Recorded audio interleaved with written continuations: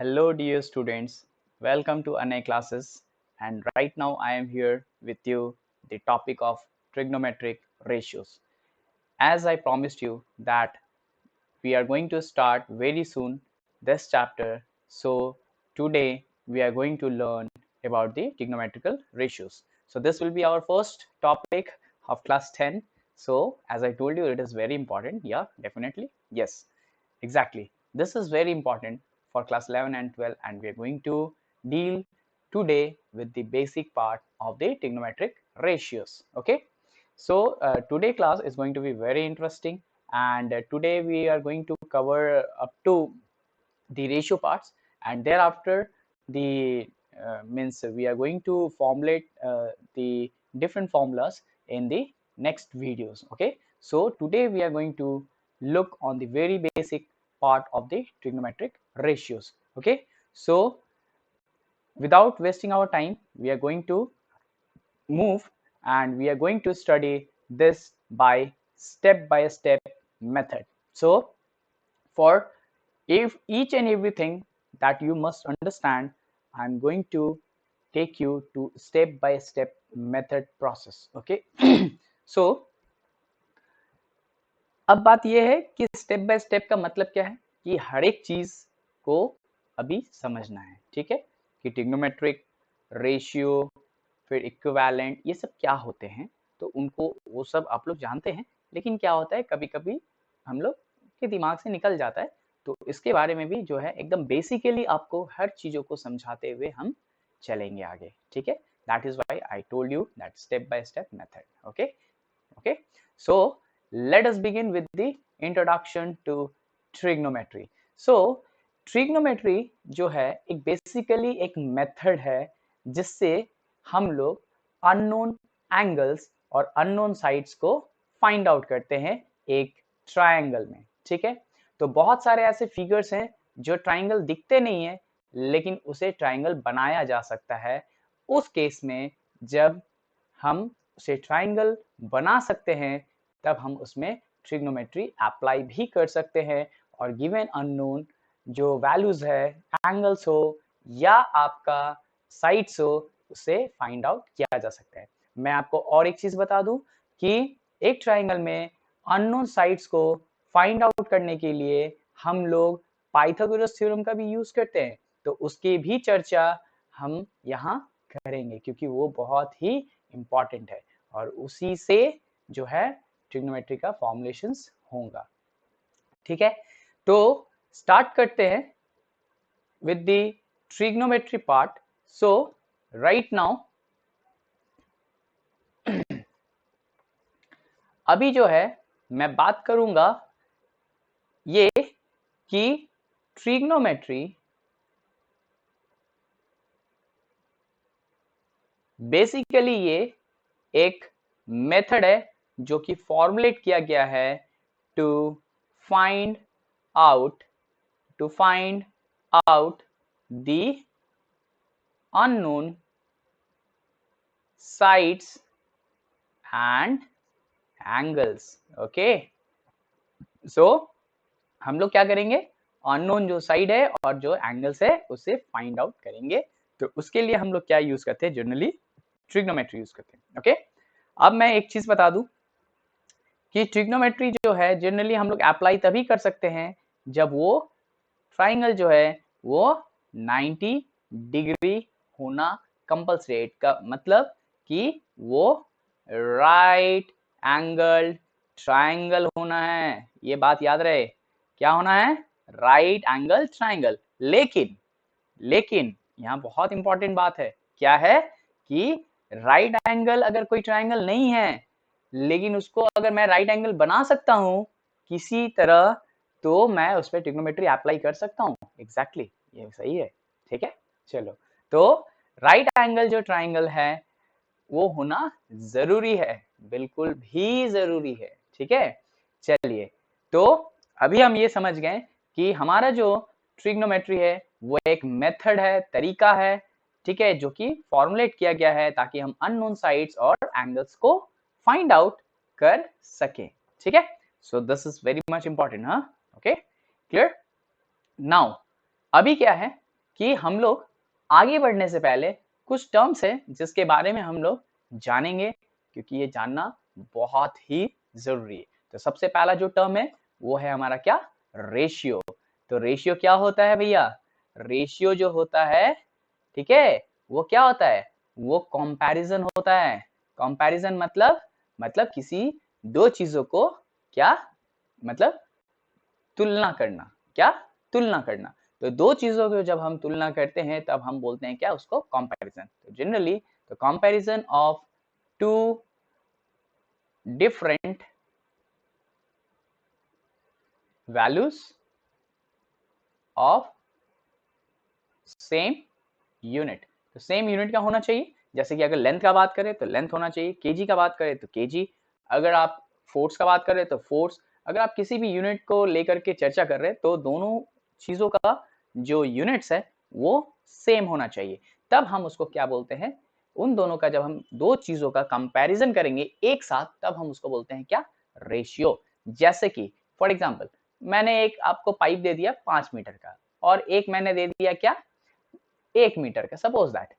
तो अगर मैं इसको और इसको मैं कंपेयर करूं तो मैं ये कह सकता हूँ 5 मीटर बाई 1 मीटर, मतलब इन दोनों सेम, दोनों क्वांटिटी देखिए सेम है, ठीक है, मतलब यूनिट्स दोनों के सेम है, तो ये दोनों यूनिट क्या हो जाएंगे, कैंसिल आउट हो जाएंगे। इसलिए जो है रेशियो को हम लोग यूनिट लेस भी बोलते हैं, ये बात भी याद रखिएगा, ठीक है। लेकिन यहाँ हमको उससे कोई मतलब नहीं है, मतलब ये है कि रेशियो को समझना है, ठीक है। तो यहाँ पर जो है अभी क्या हो जाएगा, ये 5:1 हो जाएगा, ठीक है। इसका मतलब कि ये जो है ये अगर 5 टाइम्स होगा तो ये 1 टाइम होगा, मतलब कि ये जो पहला वाला जो ऑब्जेक्ट है या जो भी चीज है वो 5 टाइम्स ग्रेटर है किससे, सेकेंड वाले से।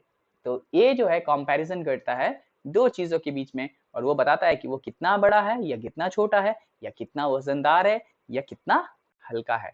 तो रेशियो वही होता है जब हम किसी दो चीजों को क्या करते हैं, कंपेयर करते हैं, और तब हमको पता चलता है कि एग्जैक्टली उन दोनों में क्या रिलेशन है। तो एग्जैक्टली इसको हम ये भी कह सकते हैं, it shows the relationship between two quantities. तो दो क्वांटिटीज के बीच में जो रिलेशन बिल्डअप करता है या बताता है, ठीक है, उसको हम लोग रेशियोज कहते हैं। और जनरली ये न्यूमरेटर बाय डिनोमिनेटर के फॉर्म में लिखा जाता है, ठीक है, जिसको हम लोग एक तरह से फ्रैक्शन के फॉर्म में भी कह सकते हैं, ठीक है। तो आई होप कि ये क्लियर है, ठीक है। तो जनरली इसमें एक लेकिन बहुत इंपॉर्टेंट बात है कि इन दोनों का यूनिट्स सेम होना चाहिए, ठीक है। अभी इसके बारे में हम लोग बात करेंगे आगे भी चल के, ठीक है, okay, so don't worry, okay. Now अभी जो है हम आपको जस्ट अभी बताए कि हम लोग जो है पाइथागोरस थ्योरम जो है एक राइट एंगल ट्रायंगल में लगाया करते थे, जिसमें कि एक अननोन साइड्स को हम लोग फाइंड करते थे, याद आ रहा है। सो उसका और ट्रिग्नोमेट्री का थोड़ा सा डिफरेंस जो है मैं आपको बताता हूँ, और ये बहुत ही इंपॉर्टेंट डिफरेंस है। So don't take it lightly, हाँ। सो ध्यान दीजिए, ठीक है। चलिए मेरे बातों पे मत जाइए, यहाँ ध्यान दीजिए। चलिए, तो सबसे पहला इंपॉर्टेंट बात यह है कि पाइथागोरस थ्योरम जब हम लोग पढ़ते थे, ठीक है, कब, अरे अभी भी पढ़ना है, लेकिन पहले भी तो पढ़े हैं क्लास 8-9 में, ठीक है। चलिए, तो यहाँ पर जो है पाइथागोरस थ्योरम यूज करने के लिए हम क्या करेंगे, यहाँ पे एक राइट एंगल हुआ करता था, और 90 के अपोजिट क्या हुआ करता था, ये हाइपोटेनियस हुआ करता था। आई होप कि याद है, भूलना मत, भूलोगे तो बहुत परेशान रहोगे, ठीक है। चलो, तो 90 का अपोजिट क्या है हमारा, हाइपोटेनियस है। और यहाँ पे एक चीज याद रखिए कि हम लोग बेस अगर इसको मानते थे तो ये हमारा क्या हुआ करता था, परपेंडिकुलर, ठीक है।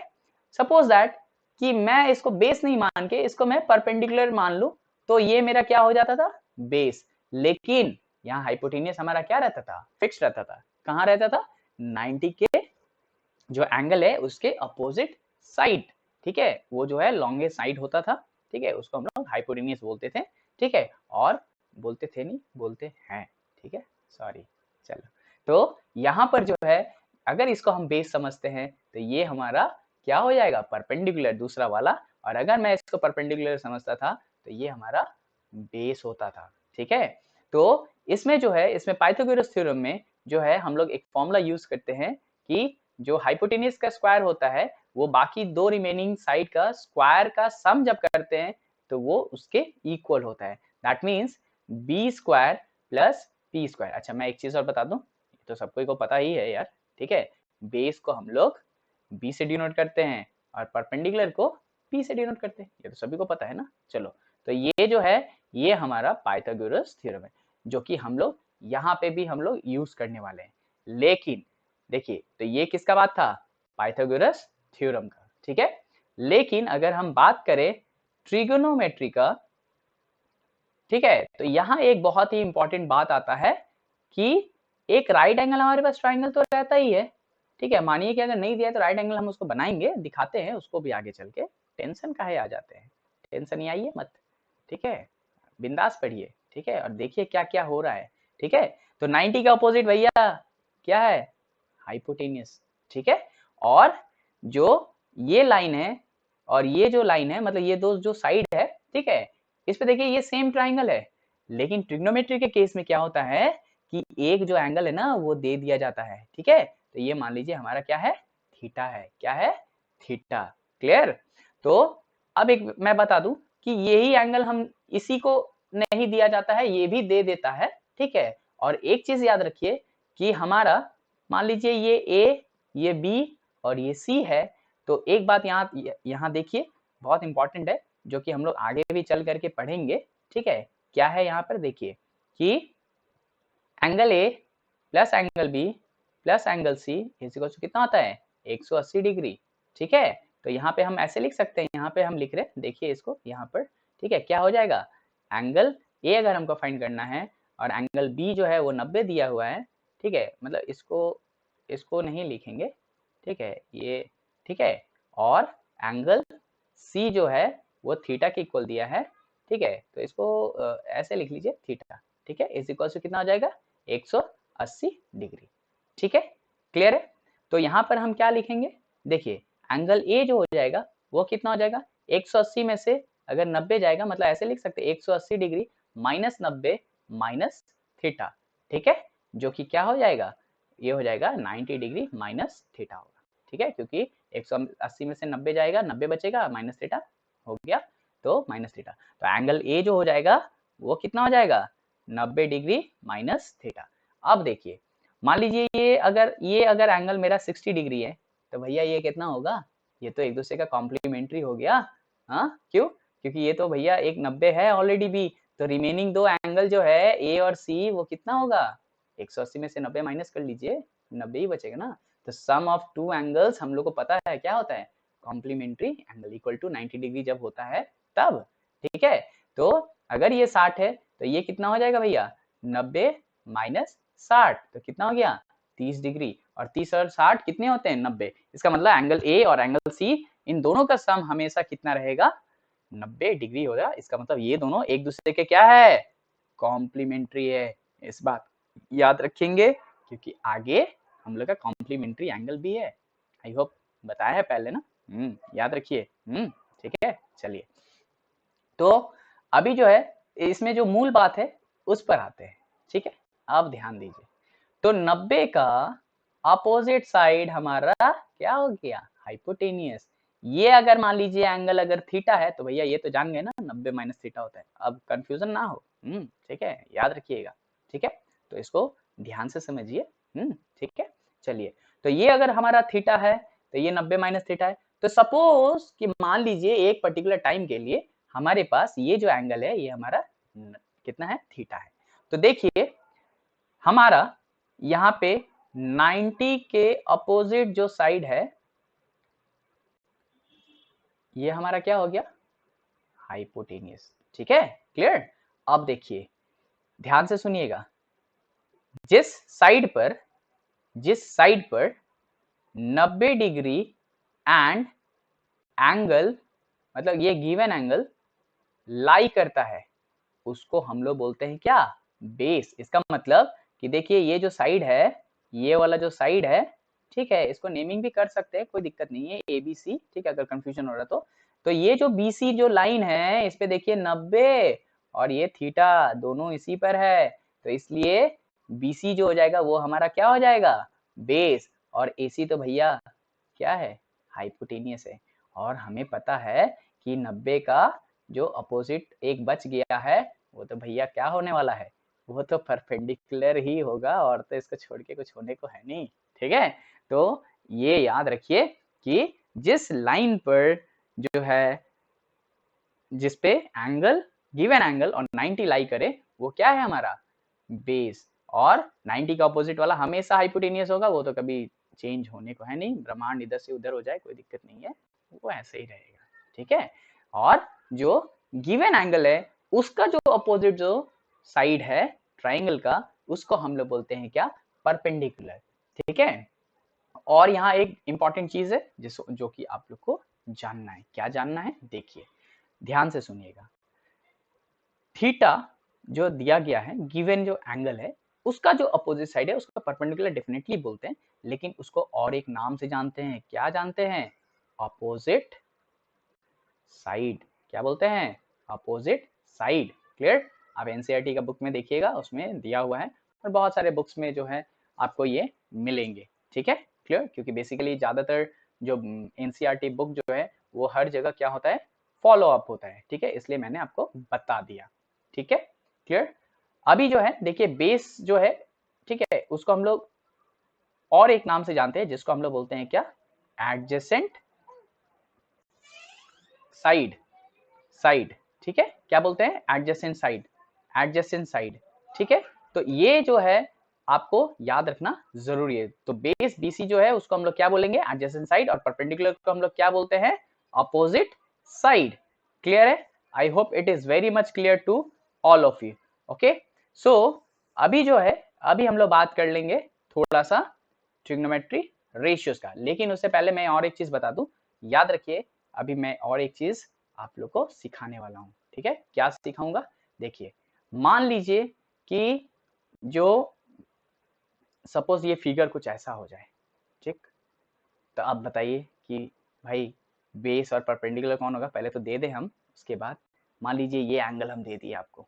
ठीक है, ये मान लीजिए थीटा है, तो आप बताइए कि हमारा बेस कौन होगा। मैंने क्या बोला कि बेस वही होगा जिसपे 90 और गिवन एंगल लाई करेगा, तो यही वाला लाइन है भैया, जो कि हमारा क्या हो जाएगा, बेस। और 90 का अपोजिट भैया हमेशा क्या होता है, वो हाइपोटेनियस। ठीक है, और थीटा के जो अपोजिट जो साइड है उसे हम लोग क्या बोलेंगे, परपेंडिकुलर। तो आई होप इट इज क्लियर। तो आपको अब किसी भी तरह से अब आपको हम फिगर दे दे, ठीक है, तो आप बता सकेंगे, तो ये हमारा बेस हो जाएगा, ये मेरा हाइपोटेनियस हो जाएगा, ये मेरा परपेंडिकुलर हो जाएगा। ठीक है, clear, it's very much clear to all of you, I hope. ठीक है, तो आगे बढ़ते हैं और बात करते हैं हम लोग किसका, ट्रिग्नोमेट्रिक रेशियोज का। किसका, ट्रिग्नोमेट्री रेशियोज। तो ट्रिग्नोमेट्रिक रेशियोज के बारे में जब हम लोग चर्चा करेंगे, तो जनरली मैंने आपको बताया कि रेशियो जो होता है वो कंपैरिजन होता है किसका, दो क्वांटिटीज का। ठीक है, ऑफ टू गिवन क्या, क्वांटिटी। ठीक है, क्लियर। तो अभी जो है हम बात करेंगे जब टी रेशियो का। ठीक है, तो हमारे पास जनरली 6 टी रेशियोज होते हैं, जो कि जनरली डिपेंड करता है गिवन 3 साइड्स के ऊपर। ठीक है, और इन 3 साइड्स को जब हम लोग एक दूसरे से कंपैरिजन करते हैं, तो उसी को हम लोग बोलते हैं क्या, टी रेशियोज। ठीक है,